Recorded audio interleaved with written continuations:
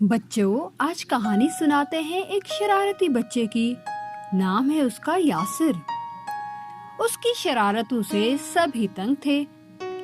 کبھی وہ بیل بجا کر بھاگ جاتا تو کبھی دوسرے بچوں سے لڑائیاں کرتا۔ ایک دن اس کے بابا گھر آئے تو بڑے پریشان تھے۔ یاسر کی والدہ نے پوچھا، کیا ہوا؟ آپ اتنے پریشان کیوں ہیں؟ انہوں نے بتایا، محلے والوں نے مالک مکان سے یاسر کی شکایت کی ہے اور یکم سے پہلے گھر خالی کرنے کا کہا ہے۔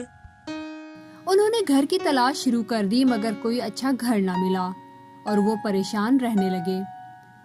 اسی عرصے میں کچھ دن گزر گئے۔ اس دوران یاسر کے والدین نے اس کے رویے میں تبدیلی دیکھی۔ اس کی شرارتیں کم ہو گئیں۔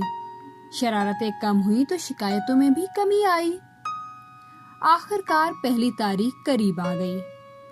یاسر سے اپنے والدین کی پریشانی نہ دیکھی گئی۔ ایک دن اس نے اپنے بابا سے کہا، بابا، میں بہت شرمندہ ہوں۔ اب میں کسی کو تنگ نہیں کروں گا۔ اس کے بابا یہ سن کر بہت خوش ہوئے۔ انہوں نے اسے بتایا کہ بیٹے، ہم یہ گھر خالی نہیں کر رہے۔ یہ سب کچھ اس لیے کرنا پڑا تاکہ آپ دوسروں کو تنگ نہ کریں۔ یاسر یہ سن کر بہت خوش ہوا۔ اس نے یہ وعدہ کیا کہ آئندہ وہ کسی کو بھی تنگ نہیں کرے گا۔ بچوں، اس کہانی سے یہ سبق ملتا ہے کہ ہمیں دوسروں کو تکلیف نہیں دینی چاہیے اور بڑوں کی بات ماننی چاہیے۔